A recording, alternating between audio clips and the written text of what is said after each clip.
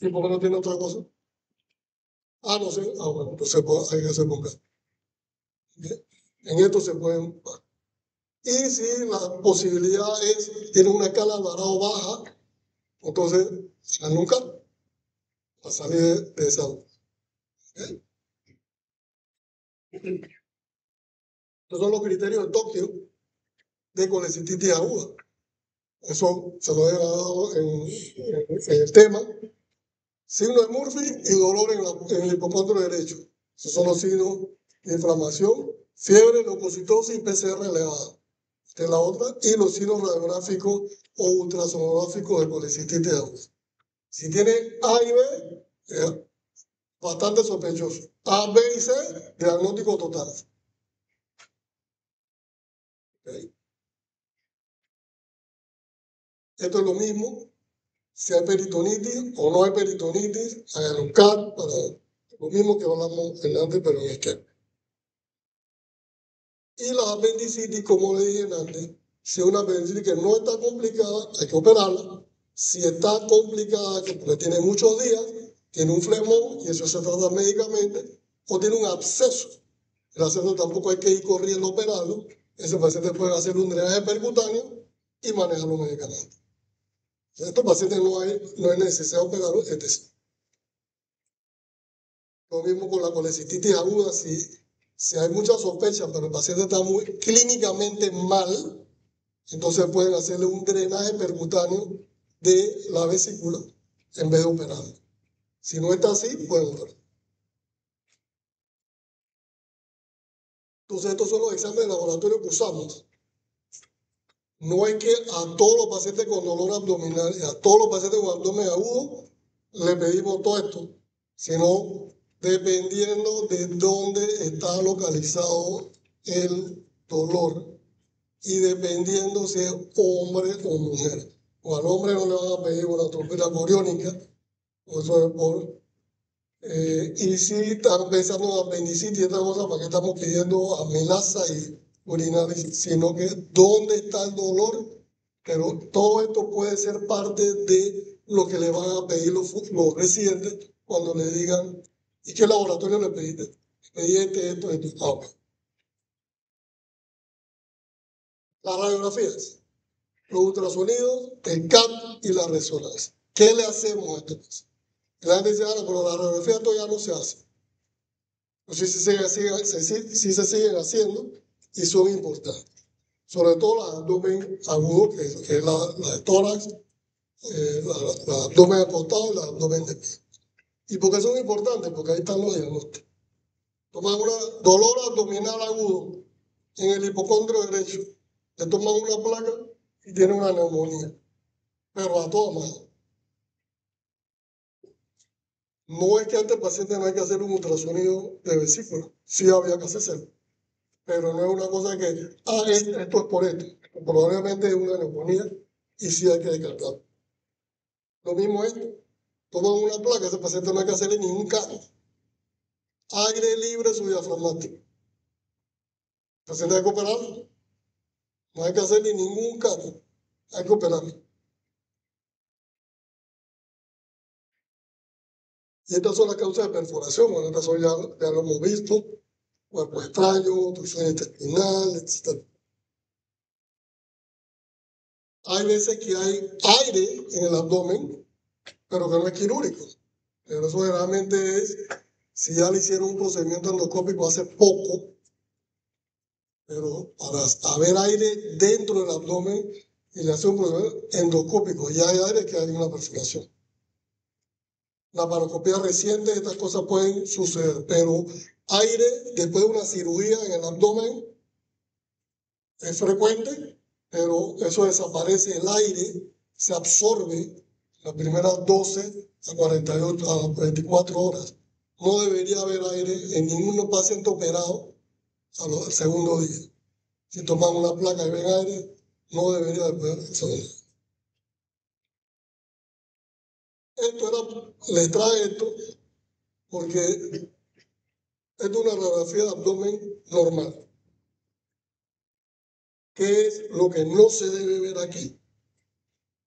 Lo que no se debe ver es aire en el intestino delgado. Ver aire en el intestino delgado es patológico hasta que se demuestre lo contrario. Porque cuando toman una placa, lo que deben ver es aire en el colon.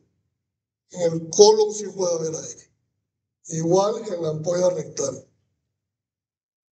O sea, esto es una radiografía.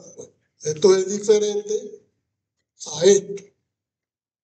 Aquí hay aire en el intestino delgado. ¿Y cómo sé que tiene aire en el intestino delgado? Y ese no es el colon.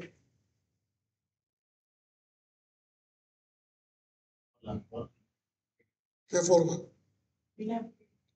Las pilas de moneda, que son las que están aquí, la obstrucción del intestino delgado parece una pila de monedas. ¿Ok? Y no se ve aire en el colon. Esto es como una represa, se obstruye, todo lo que está para atrás se dilata y todo lo que está hacia adelante se flatea, por ponérselo así. Entonces no hay aire en el colon. No ver aire en el colon ya es patológico. Y ver aire en el intestino delgado también es patológico. Entonces, este paciente tiene una obstrucción y ahí se le ven los niveles.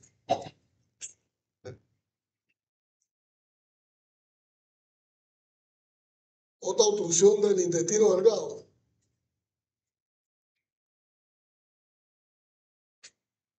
¿Mm?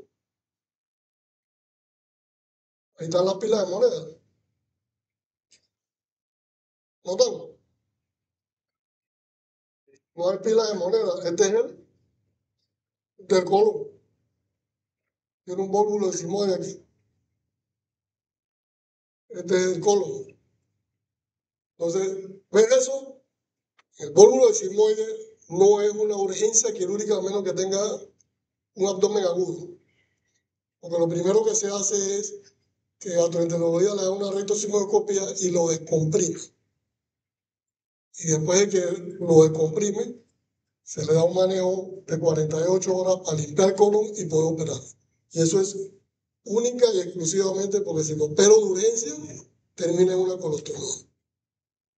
Si lo opero 2 días después con el colon limpio, puedo resecarlo y empatarlo. Y le evité la colostomía. Y esto, aquí hay líquido. Esto no se debe ver así. No se debe ver más radioluz. Y bueno, esto es un ultrasonido mostrando el apéndice, el grosor del apéndice, la distensión del apéndice. Esta es la vesícula, que está la piedra enclavada, edema de la pared. Mira todo lo grueso que está la pared. Igual allá. El embarazo ectópico, acá está el útero y acá está el embarazo en la trompa. Aquí está el apéndice inflamado. Este es el apéndice inflamado, un absceso en esta área. Aquí otra vez, el apéndice. Acá se ve otro corte. Acá también el apéndice. Y esto que está aquí, que se ven como una burbujita, igual acá, burbujitas al lado en la pared del intestino delgado. No debe haber burbuja de gas en la pared del intestino delgado, a menos que esté necrosada. Si ven burbuja de gas en la pared, ese paciente hay que operar. No le darle vuelta, ese paciente hay que operar. Y las isquemias intestinales que lo van a ver, depende de dónde está la obstrucción. Si la obstrucción es muy arriba de la mesentérica superior, se necrosa hasta acá, o sea, todo el intestino delgado y hasta el colon transverso. Este no, porque esta parte depende de la mesentérica inferior. Si la obstrucción no es tan alta en la mesentérica superior, sino más baja, la necrosis es menor, más distal, la necrosis es más localizada, y mucho más distal en la ramita, la necrosis es bastante más localizada. Esto es un loop. Esto es un intestino atrapado que hace como un asa ciega.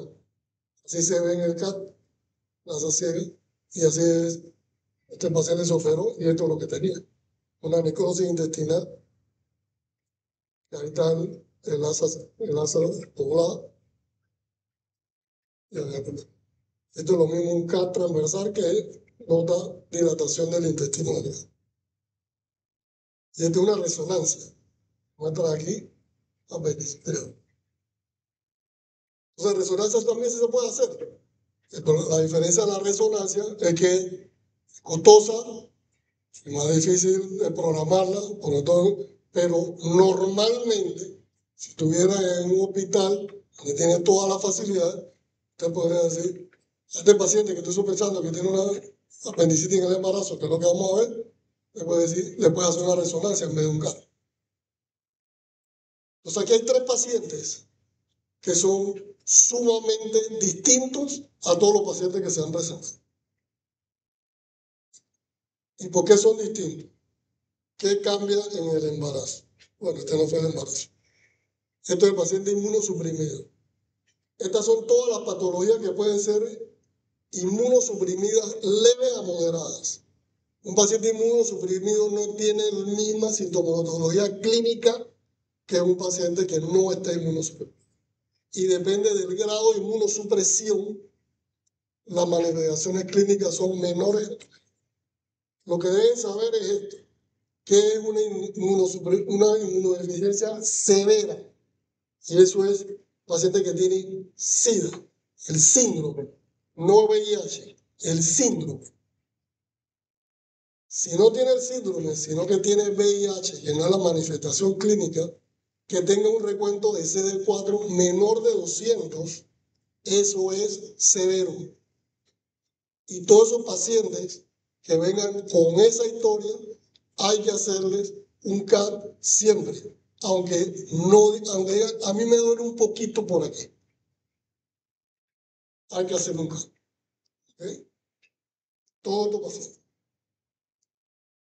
Y porque los problemas que tienen todos los pacientes inmunosuprimidos es el sistema inmunitario debilitado. Y su sintomatología no es. Esto es lo mismo, los signos clínicos que dijimos, y el CAT es fundamental. ¿Okay? Estas son las patologías que puede tener un paciente inmunosuprimido que no la ve en un paciente normal. Enterocolitis neutropénica, colitis por citomegalovirus, colitis por colitis difícil, tuberculosis intestinal. Eso no se ven los pacientes con un sistema normal. Estos pacientes sí lo pueden tener y por eso es necesario hacer el CAT. Y aquí es lo que le dije del CD4, sumamente importante tomar el CD4. Lo mismo aquí, el CD4. En el embarazo, ¿qué sucede en el embarazo? Abdomen agudo en el embarazo. Lo más frecuente es que sea una apendicitis aguda, una colecititis aguda o una obstrucción intestinal. ¿Cómo sé que tiene una apendicitis aguda? O bueno, ¿por qué es importante en el embarazo? Porque la posibilidad de aborto, parto pretérmino, pérdida fetal y la mortalidad materna son mayores que una mujer que no esté embarazada. Y eso se debe a que con el embarazo, el mismo útero va desplazando el apéndice hacia arriba durante los meses de embarazo. Y entonces el paciente te va a decir que no le duele el lado derecho, le duele más arriba. Y nadie va a pensar que tiene una apendicitis aguda, sino que tiene otra cosa. Entonces le van y le hacen un ultrasonido de vesícula y no tiene piedra y dicen, esto debe ser los dolores de los embarazados. Y lo que tiene es una apendicitis aguda mucho más arriba y que esa es su molestia. Y si eso se rompe, no es la catástrofe que es. Si tienes una apendicitis aguda no complicada, la probabilidad de pérdida fetal es menos del 5%. Y la mortalidad materna es casi nula. Casi nula. Teniendo una apendicitis aguda en el embarazo. Pero si esta apendicitis está perforada, la probabilidad de que tenga una pérdida fetal es 1 de cada 3 pacientes. O sea, se sube a 35%. Y la probabilidad de que muera la mamá es el 4%. Entonces, por eso es importante diagnosticar una apendicitis aguda en el embarazo. Y como verán ahora, pero es que si la operas también puede producir pérdida fetal. Vamos a ver los porcentajes. Esto es lo mismo que acabo de decir. Si la opero, si es una apendicitis no perforada, la probabilidad es 2% de pérdida fetal, pero no toda la 5%. Pero en una apendicitis perforada, si la opero, con tiempo, la mortalidad es 10, pero en el otro era 35. O sea, a veces es más saludable esperar a estos pacientes, hacerles el diagnóstico tempranamente y operarlo, a que esperar a no dejar que eso se le va a pasar. Se le va a pasar si se le perfora, la probabilidad de pérdida fetal es mucho más alta. ¿Ok?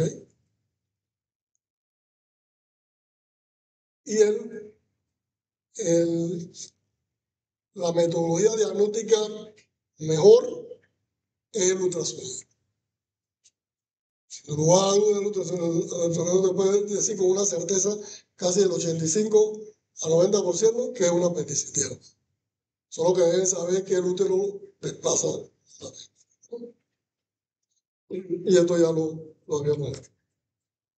CAT no, para evitar la radiación. Preferible resonancia, en caso de. Y aquí están los estudios preferidos en las diferentes patologías de una paciente con embarazo, que abdomen agudo, casi todos son ultrasonidos. Resonancia para una diverticulitis, pero casi todos son estudios preferidos, un ultrasonido.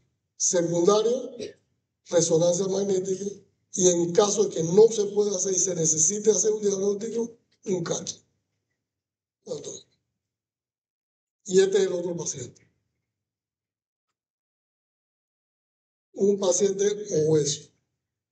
¿Y cuál es el problema del paciente obeso? Pues que tiene múltiples comorbilidades por su obesidad, por su síndrome metabólico. Y operar a estos pacientes con un síndrome metabólico es complicado. Los pacientes se complican por neumonías, etcétera, etcétera. Tienes que evaluar un paciente así. Obviamente no es tan fácil como evaluar, porque la sintomatología no la manifiesta.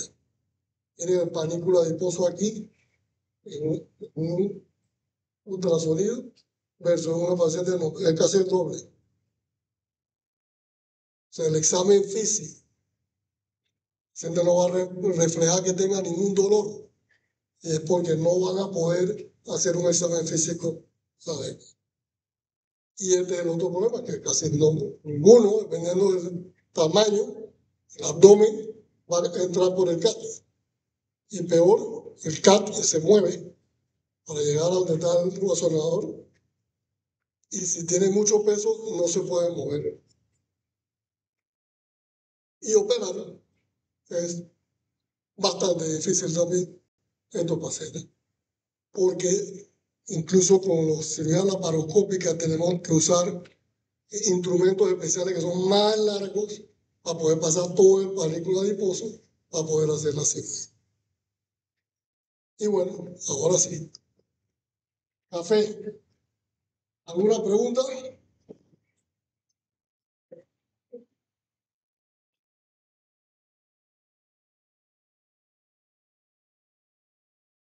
¿Todo el mundo entendió o nadie entendió?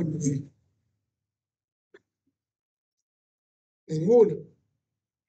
O sea que ya son capaces de decirnos allá en el hospital por qué un paciente tiene un dolor visceral y por qué tiene un paciente un dolor parietal.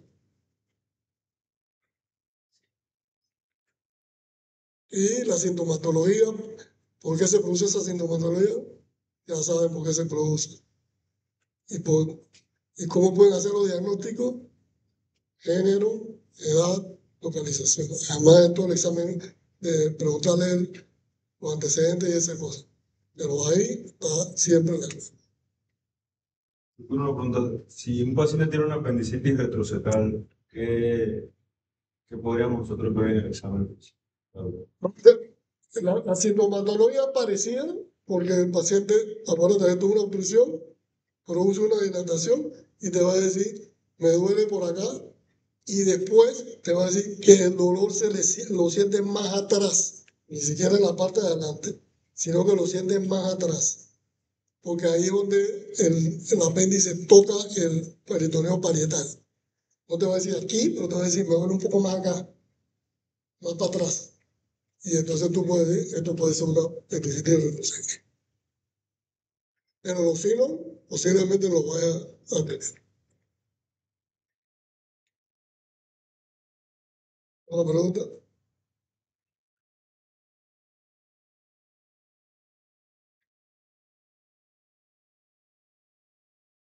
Listo. Entonces, a los que van para el complejo, ¿cuáles quedan los que van para el complejo?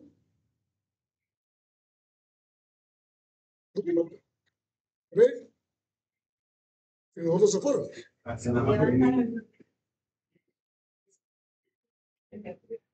¿Cuándo le toca ir al complejo?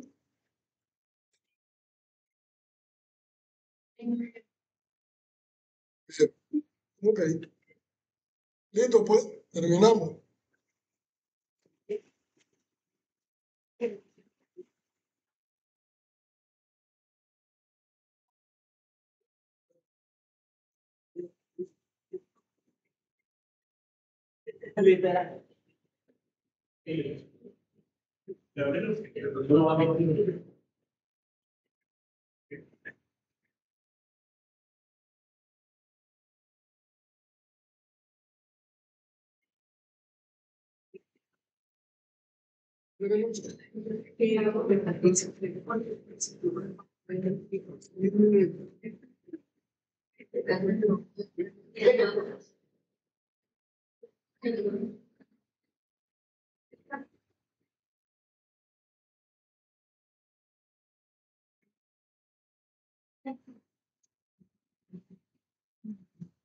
Ahora